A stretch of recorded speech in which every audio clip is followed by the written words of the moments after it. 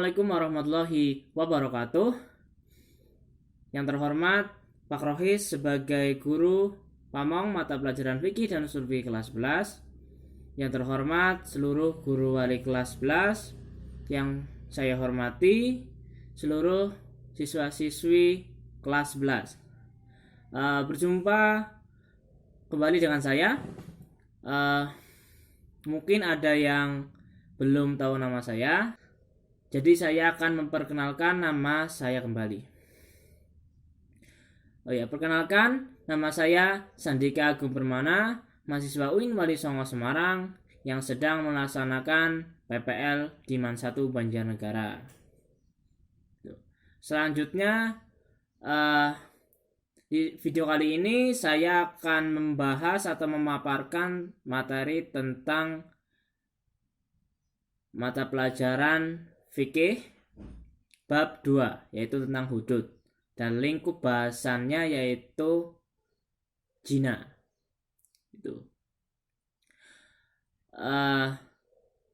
Semoga dengan video ini bisa mempermudah atau membuat mudah siswa-siswi sekalian dalam memahami pelajaran. Dan semoga siswa-siswi sekalian tetap di rumah, jaga kesehatan, dan semoga di rumah sekarang dalam keadaan sehat walafiat. Nanti apabila ada yang ingin dikonsultasikan bisa hubungi saya lewat WA. Selanjutnya mari kita buka pembelajaran kita dengan bacaan basmalah bersama-sama. Bismillahirrahmanirrahim. Selanjutnya akan dipaparkan materi. Silahkan menyaksikan videonya. Oke, selanjutnya akan dimulai pembahasan materi bab 2, yaitu tentang hudud. Dan dari bab hudud itu akan dibahas tentang zina.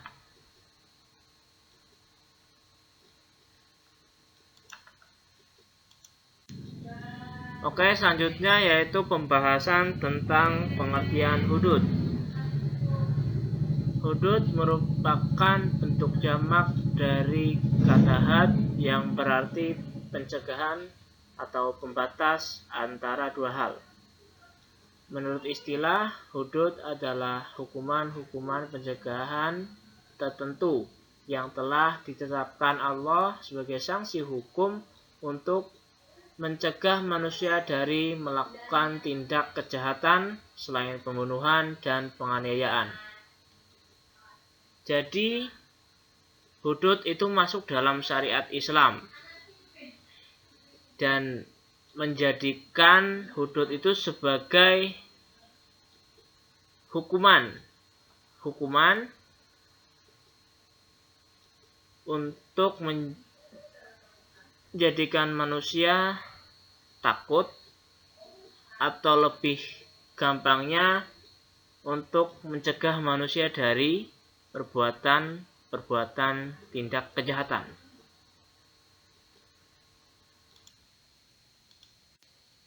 Selanjutnya yaitu tentang dasar hukum dari hudud. Di sini dicantumkan atau saya cantumkan di PPT ini yaitu satu ayat Al-Quran. Quran surat Al-Baqarah ayat 229. Dan ini bagian dari akhir ayat itu, yang berbunyi Bismillahirrahmanirrahim. Wa may yata'adda hududallahi fa ulaika humudz zalimun.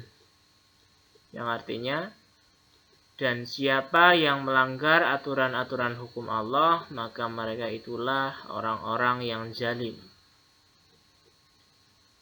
Jadi ayat ini sudah menerangkan bahwa barang siapa yang melanggar aturan-aturan hukum Allah, maka itu termasuk orang-orang yang zalim, atau kita bisa lebih gampangnya diterapkannya, jadi yang melanggar hukum Allah itu adalah orang-orang yang melakukan tindak kejahatan, jadinya harus dihukum gitu.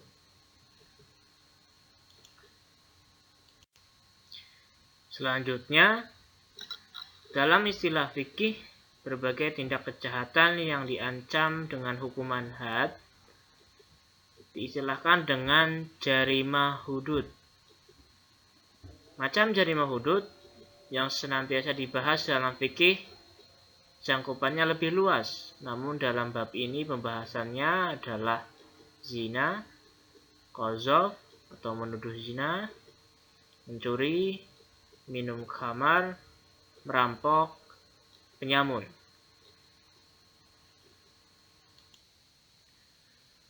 Hukuman dalam bentuk had berbeda dengan hukuman dalam bentuk qisos. Ya, walaupun sebagian ada kesamaan jenisnya, tapi karena had merupakan hak Allah Subhanahu wa taala, sedangkan qisos adalah hak manusia sebagai hamba Allah.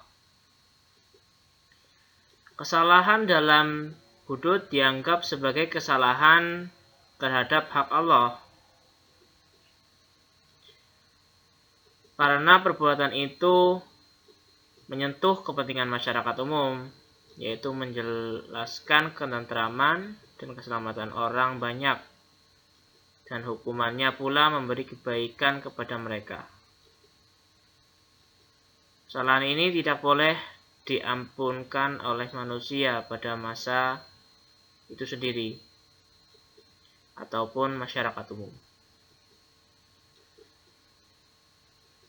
Sedangkan qisos gugur jika pihak yang dirugikan memaafkan. Jadi itu bentuk perbedaannya. Ya, selanjutnya tujuan dari ditetapkannya persyariatan hukum hudud. Tercapainya kemaslahatan bagi umat manusia berupa terjaganya agama, terjaganya jiwa manusia, terjaganya keturunan, terjaganya akal, dan terjaganya harta kekayaan. Ini mencakup tujuan dari hudud. Dan hikmah hukum hudud yang pertama, membuat jera atau membuat takut pelaku kejahatan supaya tidak melakukan tindak kejahatannya. Yang kedua, mencegah orang lain agar tidak terjerumus dalam kemaksiatan. Jadi membuat takut pelaku juga dan membuat takut orang lain dan menjadikannya tercegah atau tidak terjerumus dari kemaksiatan. Yang ketiga, menciptakan suasana aman dalam masyarakat dan menjaganya. Ya, selanjutnya yaitu pembahasan tentang zina yang merupakan bagian dari pembahasan bab hudud. Pengertian zina. Zina adalah persetubuhan antara pria dan wanita yang tidak memiliki ikatan perkawinan yang sah menurut agama. Menurut para ulama, mengartikan zina dengan susunan kalimat yang berbeda-beda, namun isinya sama, yaitu zina ialah memasukkan alat kelamin laki-laki ke dalam alat kelamin perempuan dalam persetubuhan yang haram menurut zat perbuatannya, bukan karena syubhat dan perempuan itu mendatangkan syahwat. Dalam segi Islam, maksud dari persetubuhan yang haram menurut zat itu karena perbuatan zina dilakukan tidak memiliki ikatan perkawinan atau ikatan pernikahan yang sah menurut agama Islam. Terus syubhat atau perbuatan bukan karena syubhat,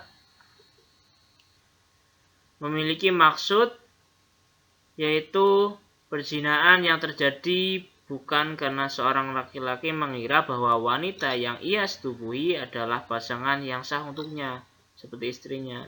Jadi seorang laki-laki menyetubuhi seorang wanita yang ia kira istrinya, maka had tidak dikenakan untuknya. Seperti itu. Nah, terus perempuan itu mendatangkan syahwat. Maksud dari perempuan itu mendatangkan syahwat adalah seorang yang berjenis kelamin perempuan, baik dewasa atau balik ataupun yang masih kecil. Jadi itu bisa mendatangkan syahwat.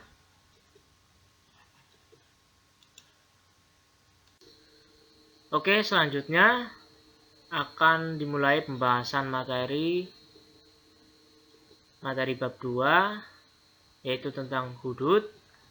Dan dari bab hudud itu akan dibahas tentang zina.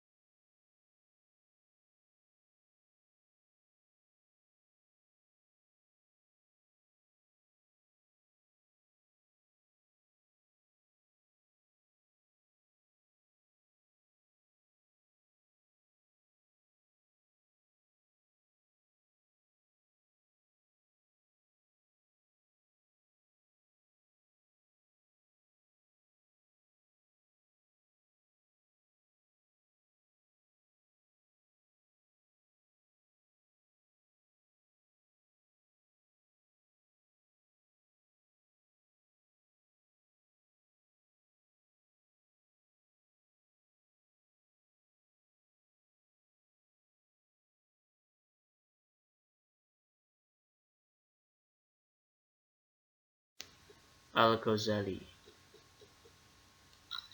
Dan selanjutnya yaitu dasar-dasar yang dapat digunakan untuk menetapkan bahwa seorang telah benar-benar berbuat zina.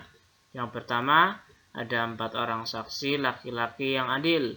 Kesaksiannya mereka harus sama dalam hal tempat, waktu, pelaku, dan cara melakukannya. Dan juga penjelasan ini dijelaskan dalam surat Quran surat An-Nisa ayat 15.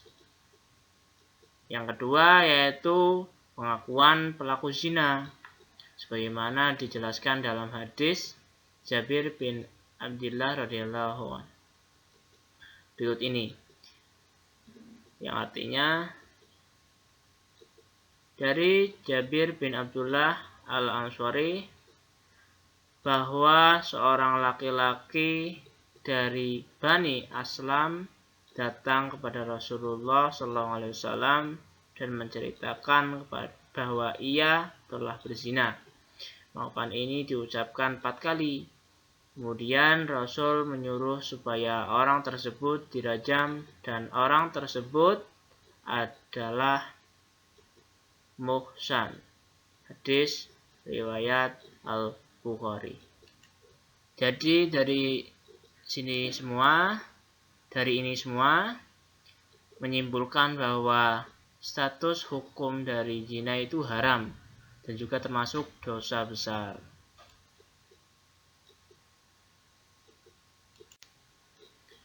Ya, selanjutnya yaitu pembahasan tentang macam-macam zina dan hadnya atau hukumannya. Zina dibagi menjadi dua, yaitu zina muhsan dan zina ghairu muhsan. Zina muhsan yaitu lelaki atau perbuatan zina yang dilakukan oleh seorang yang sudah menikah. Di sini kata kuncinya sudah menikah. Maka disebut zina muhsan. Penzinaan boleh dituduh dan didakwa di bawah kesalahan zina muhsan ini ialah lelaki atau perempuan yang telah balik, berakal, merdeka, dan jelasnya telah menikah. Yang kedua yaitu zina ghairu muhsan, yaitu zina yang dilakukan oleh seorang yang belum pernah menikah. Kuncinya belum pernah menikah, yaitu disebut zina ghairu muhsan. Zina ghairu muhsan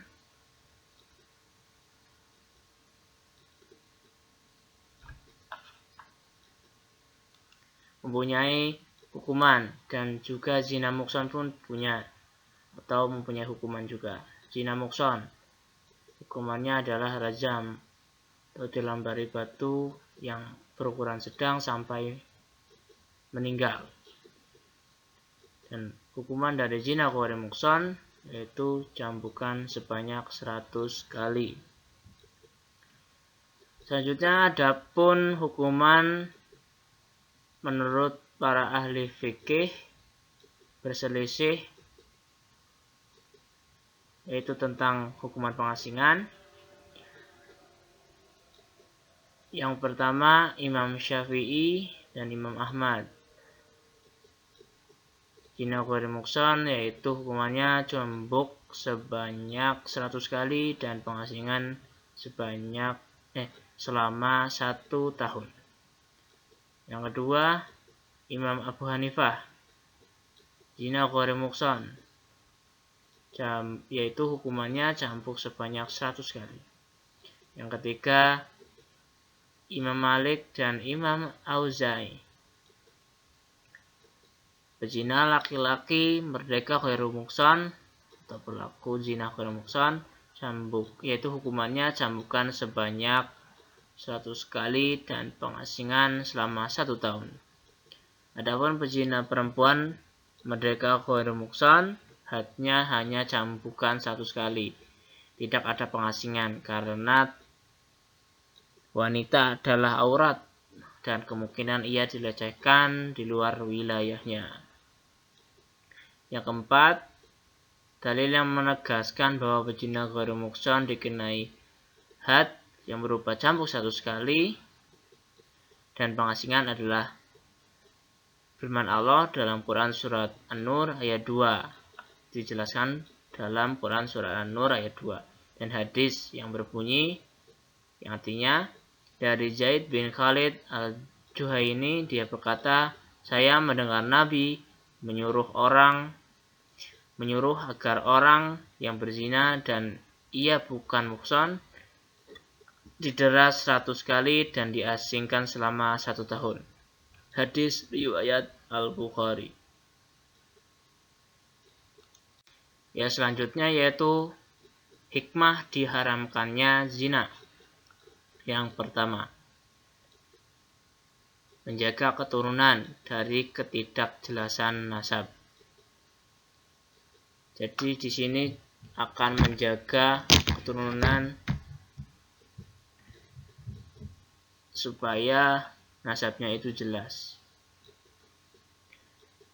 Yang kedua, dapat menjaga kesucian dan martabat manusia.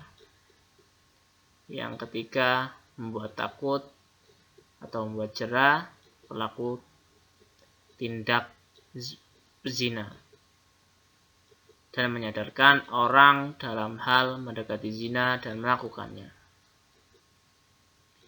Yang keempat, terpelihara dari penyakit yang ditimbulkan dari berzina seperti penyakit kelamin dan penyakit AIDS dan penyakit-penyakit lainnya. Itu yang dapat saya sampaikan. Apabila ada kesalahan dalam pemaparan dan penulisan di PPT, saya mohon maaf. Aku hadza astaghfirullah li wa lakum. Wassalamualaikum warahmatullahi wabarakatuh. Sekian.